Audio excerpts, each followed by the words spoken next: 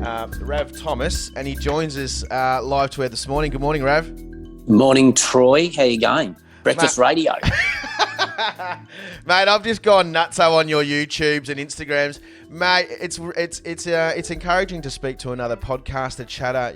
Mate, you're handy on the mic. When did you start getting all chatty on the mic?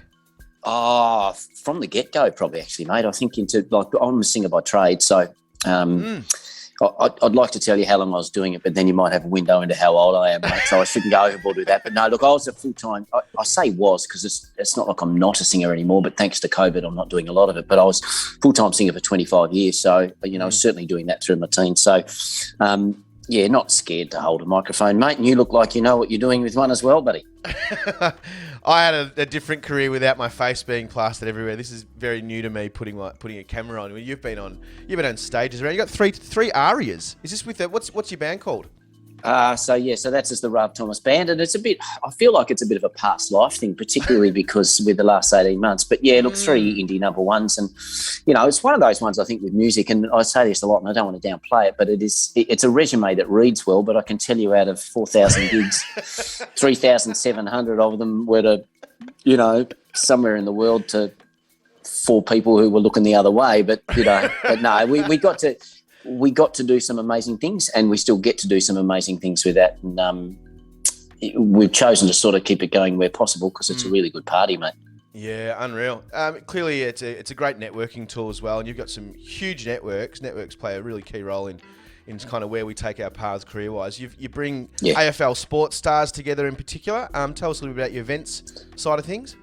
Sure. So our company is Anthem Touring and Entertainment, and a good sort of 60 or 70% of that it started with unsigned bands and singer-songwriters, and we created a platform for what we firmly believe to be the best platform for unsigned bands and singer-songwriters in the country. So we booked 725 different acts like that in 2018-19 alone. Yeah, right. But we also do a lot of AFL stuff, like you said, mate. So we sort of look after most top-line AFL talent for appearances and speaking events, and just really create events for people that are going to create an experience that they're not going to get anywhere else, where basically they can sit with the premiership captain and hold the cup and have the players or coaches or whoever it is tell you what they really think, because they're not getting that in other media generally. We can understand why that's the case. So, we do a lot of events where people can sit and listen to, whether it be an AFL star or whoever else it is, and they'll tell the truth and tell a few secrets, and people leave happy, which is the point. How do you as a MC or an interviewer, and I'm writing down notes here, what's your tactics in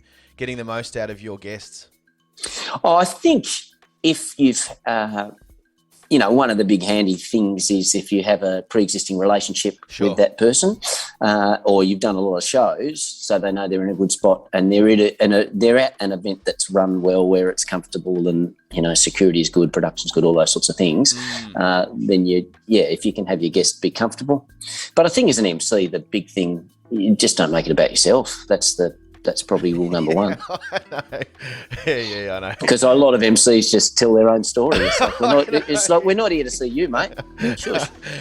Oh, you touch on a point. I learned that very early. I interviewed someone really, and I ended up giving my own experience. Afterwards, that was the worst. They're not even here for me. It's really bad. It's really embarrassing but you only have to do it once, hopefully, to get it wrong. What was it interesting? We've got a lot of Geelong fan base down here. Anything interesting that you found out about Gaz Jr? And he is, he's a spectacular person, I would say. We've done a lot of work with Gaz around just his retirement. And just, I think, probably what people don't know, the work that he does for charity and things like that is really quite spectacular. He's done some really amazing things, and he hasn't really banged on about it. He's just gone and done it. So, can't say enough good things about that bloke. That's brilliant. Mate, I got alerted to you from a good mate of mine, Kane Pettifer, obviously passed over from Matt Richo. They seem like they're bum chums in what they share. It's hilarious. I haven't heard that term in a long time. I might put that back into the vocab. Is it still around? I don't know if it's still PC, but anyway, I'd like to think we come from an era where it's allowed. This isn't commercial radio, mate, so you do what you want. No, we can relax. So, Tell us a little bit about the Dad Bod Project. I guess you've got a fitness background yourself because you seem pretty fit and trim. Tell us a little bit about the Dad Bod Project. Dad Bod Project is a big one, mate. It's a really exciting time for us. We've been around for about a year, but we hadn't really had a launch. So we're really essentially launching this week with what we're calling the Dad Bod Challenge to let everyone know that this is a thing that exists for people that don't. Like we've got some really good engagement for Aussie blokes and around the world. But the Dad Bod Project essentially is an organisation or a movement for Aussie blokes to just get a little bit better every day and improve their physical strength and their mental strength. We know what statistics around men's mental health in this country look like and how just shitfully awful they are. And it's something that it does get some attention, but clearly it needs more attention because there's a lot we need to fix. So that's what the Dad Bod Project is about. And at the moment we have the Dad Bod Challenge, which is really, really simple, which is basically just to post a video yourself doing some sort of exercise with your kids. And it can be as creative or as funny or as simple as you like. And then you tag 3 mates to do the same thing. And if you don't have kids, it doesn't matter. You do it with your dog or you do it on your own or whatever. But it's really about getting moving and reaching out to 3 mates and get them to do the same thing as well. And part of probably a couple of really fundamental things about the Dad Bod Project is that, one, it's get moving. And we know that if you're physically in better shape, you've got a better chance at least of being mentally in better shape in terms of your diet, your training, etc. But we also know that you've got a far better chance if you maintain your connections with other mates. So this is a really simple way to do it, is just reach out to a mate you might not have spoken to for a bit, get him moving as well. And maybe, even as we're in lockdown, maybe even have a bit of a giggle as well, because Lord knows we probably need that, Troy, at the minute. Why the Dad Bod Project? Why the Dad Bod? Why Dad Bod? What are you picking on me for? Right. Yeah, it was totally for you, mate. No, look, I think, the name is really just probably about the demographic, but we certainly don't want to exclude anyone from the movement or from the lessons or the free content. So we still have a reasonable female followership, and we have a lot of people that are not dads that are following it. But we also know that men in their 30s and 40s often hit a point where they do start to struggle a bit physically and in turn mentally. So that's where that came from. But it's certainly, you don't have to be a dad and you don't even have to be a bloke. Let's talk about dadship though, or fathership. You're a dad now? I am, mate. Look, I'm an unemployed single dad, Troy. So, really? thanks to COVID. So, look, just look at me go. So, look, we're homeschooling like champions at the Thomas house. Yeah. But it's certainly, it's this whole thing for those that are living in Melbourne in particular, and now Sydney and, other jurisdictions that have experienced what we've experienced.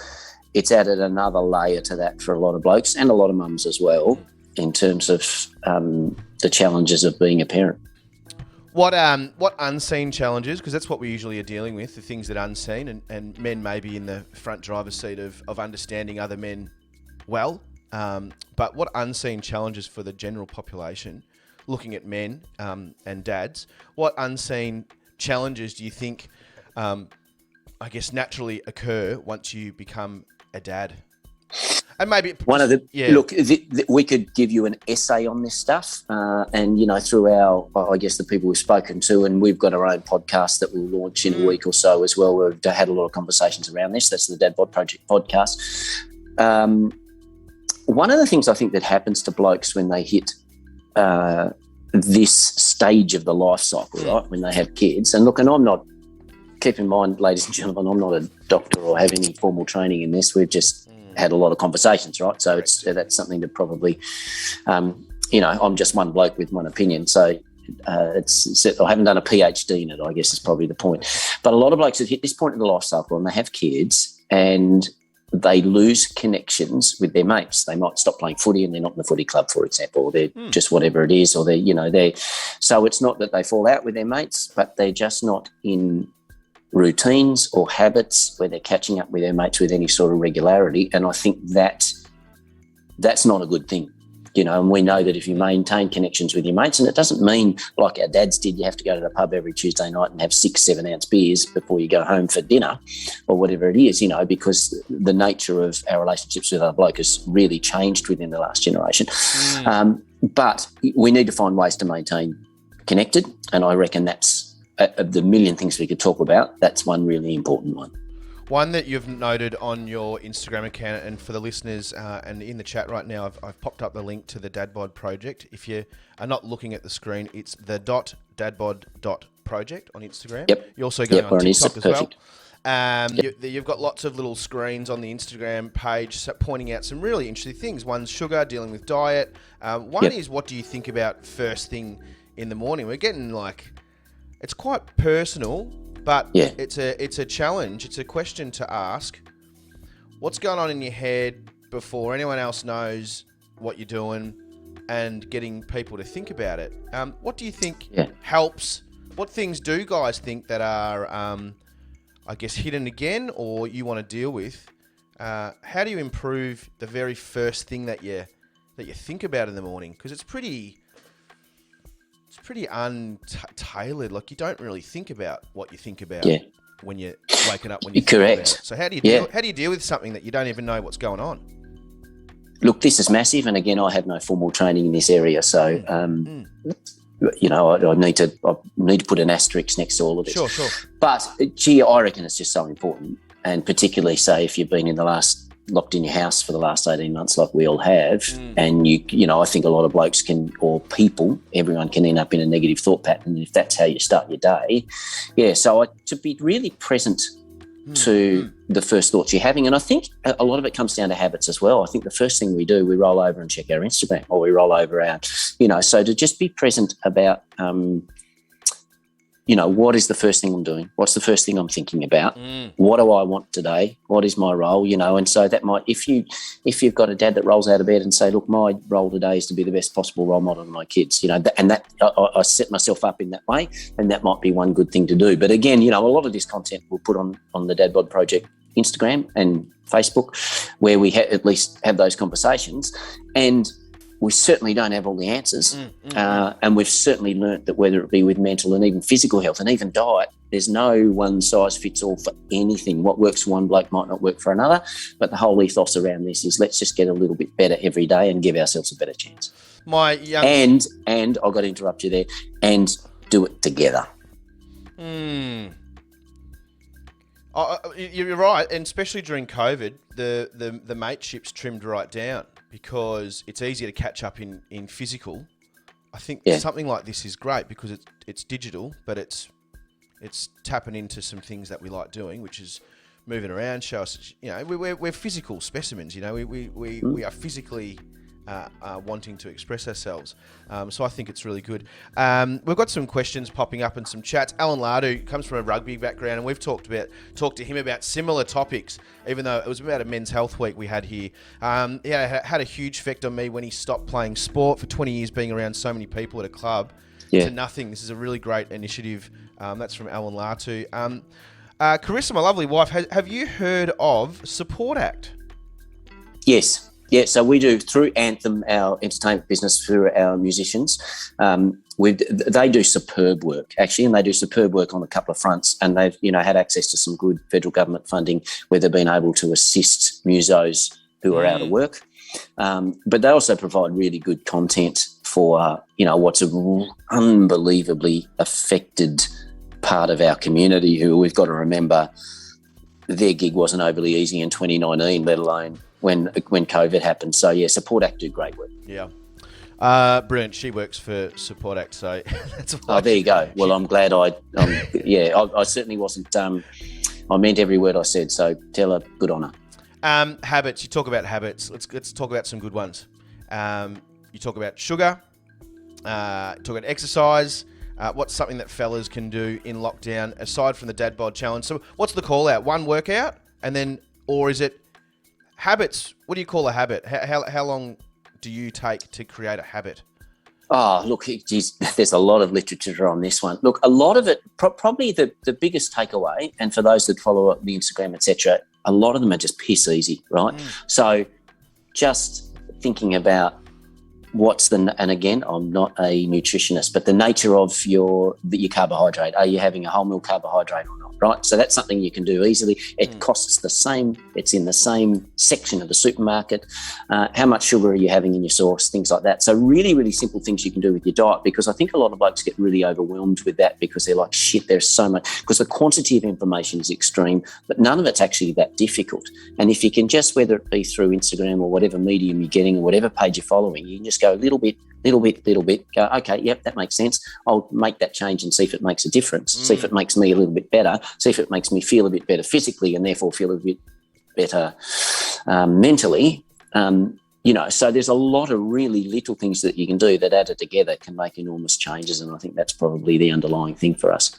What's your friendship circle like? Without picking out names, is your mateship strong? Does it need improvement? Are you the pillar because you're this dude that's coming out with the Bod Project? Does everyone come to you and go, "Oh, Rav, man, you finally let's talk"? We've got a bit of work to do, yeah. I'm really, really fortunate and have very wide networks of friends through my musician community and through other, sporting communities and stuff that I've had. And you raised a really good point for that guy that just called in then or sent the question around. He finished playing sport, and so he's not around those blokes anymore. And it's not that he's not mates with those blokes anymore. He just doesn't have a routine or a system where he's catching up with them regularly. For blokes that win premierships and they have premiership reunions or things like that, they might be once a year. Well, once a year might be all they need, but at least they're doing it. So that's a really big thing for a lot of blokes as they hit 30 and they stop playing sport, to really find ways, routines, WhatsApp messenger groups, whatever, to maintain those connections. And that's something that me and a lot of my mates have worked on, where we have routines. We have one time a year or two times a year that happen every year where we reconnect, and we might go and have 30 beers or we might not. It doesn't matter. Alcohol is a separate conversation for what it's worth. Yeah. And that has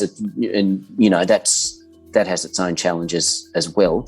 But yeah, to keep those routines and habits to maintain those connections is really important also. Can we talk about alcohol? Go for it. Yeah. Booze and blokes.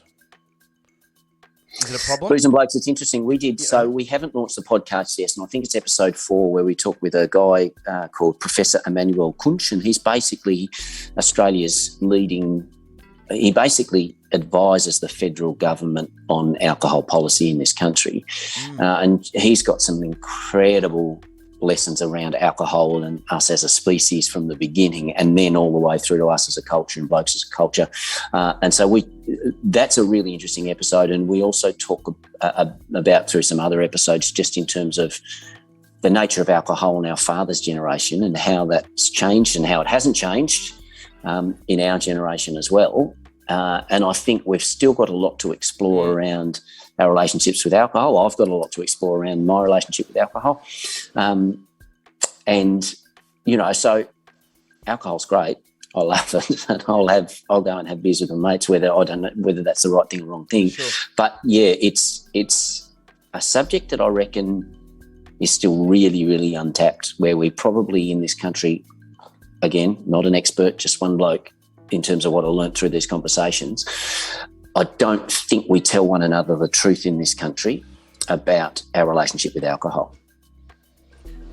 They're tough combos, but you're probably spot on. They don't need to be tough once you start having one. And you ask a good question. You've got an image of. I loved it. I scrolled through your Instagram. It's unreal. Some of the imagery.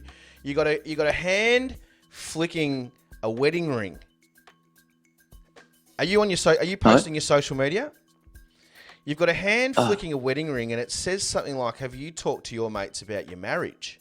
Oh, this on the Dad Bod. Yeah. The Dad Bod. Do you discuss your marriage with your mates? It ties in with what you're talking about here, talking about personal stuff. Why don't we talk about our marriage with our mates? What's going on? That's a really good one, because there are things. Like, this is a really interesting one. And that's why we pose the question, is because you don't want to breach trust in those situations. And, there are things that you probably should and probably shouldn't talk about. But I think whether it be marriage or anything else, one of the big ones is one of the best ways to feel better. And this is where women, I think, as I think women do this a whole lot better that they maintain those connections and they have those conversations with one another and they're a lot more open with one another. And the first reason that helps, even if they don't solve whatever the particular problem is, they know that they're not the only one dealing with it. And I think blokes need to be better with that. If they say like, Jesus, this is shit, I feel really lonely at home, or for whatever that might be, I think a lot of blokes go, fuck, I feel like that too. Suddenly I feel better. It didn't solve my problem, but I know I'm not alone. So I think that's one of the things blokes probably need to get better at. Totally agree. Bloke here, agree. Expect some of my mates to get a call today. This Bod Project, give me some exercises. What am I doing? I had physical exercise? I've had 8 slices of pizza over the last 48 hours. That's not a lie. So I'm not feeling the most interested in this whole Bod Project challenge. Right. Are you training at the moment? Nah. Okay. I might go for a big walk, but I'm not filming the whole walk. But give me some sharp, Instagram-worthy movements that I can do in my backyard. And mate, you've done the first thing, right? Just go for a walk, right? It doesn't have to be a big deal, and you don't have to overthink whatever it is, right? So go for a walk, and there are mental benefits to doing that as well. And if you feel like breaking into a bit of a jog, good for you, but don't stress yourself out. You know, I think the big thing is episode 1 of the podcast. We've got a guy called Eric Scanoni and Eric is actually a ninja, by the way. So he's a trainer and he's like a 138 Dan black belt. But don't fight Eric is probably what I'm saying here. We're friends with Eric. But, you know, here's the real takeaway from that one was just consistency. If you can do something 4 or 5 times a week, whatever it is, just do that and just focus on that. So if that's a walk, you know, you've got to, for blokes who aren't exercising at all, I think you just got to find the thing you hate the least. Find the line of least resistance. Don't overthink it. Just get out because it's not hard. It's just starting is hard. Yep. Get out of bed, go for a little walk. Easy. Podcast, episode 1 coming. That's coming. I'm not sure what launch date. I think it might be Friday week, but that's got, so we've got 4 or 5 episodes in the can and we've got some, we've also had some amazing guests. So Richo, who is our partner in the Bod Project, he's on episode 2 and we've got the professor that I spoke about with alcohol. We've got an online dating coach. That's extraordinary content actually. There's some good lessons there and some really good lessons even for blokes that are not on Tinder or whatever. There's a couple of interesting points around that as well. Cool. And lessons around there's a guy called Damien Deeker who he's got this thing, the new crisis in masculinity, he calls it. So there's some stuff around that as well. So, you know, there's so much to talk about with this. Yeah, there really is. It really is. Hey, Rav, I appreciate you jumping on super last minute. I only saw your Instagram last night, so I really appreciate you jumping on, talking about things. You got my mind and heart and conversation things spruiked and loaded up. But I appreciate your time today, and we'll keep an eye out for your podcast episodes in a few weeks. But thanks for coming on today, man. Oh, look, it was my pleasure. And to anyone homeschooling their kids today, just do your best. Good luck. We're in regional, so we've got one more day. We're completely handballing my son out of here. It's a treat. But yes. Great, mate. I'm going to keep an eye out for you. Are you going to upload it to your website? How do we find or is it YouTube, through your YouTube channel, the podcasts? The podcast will be on all the regular stuff. I'm not the guy that presses the buttons on any of these things. You asked me if what I'm shit at. Well, I can tell you technology is one of many things. But yeah, so that'll be on all the regular channels, and I think it's launching Friday week. All the channels. Thanks for having me. All the stuff where you get the stuff. Hey, and you, what's one of your favourite songs to have performed? Have you got any music on Spotify? Oh, yeah, look. Yeah, what's the song? I was the world's biggest Kiss fan as a little kid. No, your own stuff. Oh, mine. Oh, God, look, someone else can choose that. Someone said, what's one of your famous songs? Lily. I said Lily. Like a Game Show Host was, I think, probably the one that's been... Like a Game Show Host is still spin. If you go into McDonald's or a Gloria Jeans or a Jetty Surf, you're still like a Game Show Host, and I get those checks for $4.20 every 6 months, so it's great. That one's still got a bit of legs. That was the most added song to radio in 2010, and as my daughter says regularly to her brother, that's when Dad used to be cool. How old are your kids? 8 and 11. Oh, rocking you well and truly. We're in the thick of it. Like a game show host. I'm going to play like a game show host. How's that sound? Good on you. Rav, pleasure. Thanks for having me, Troy. Thanks for being We'll talk again. Yeah, no worries. Speak to you soon.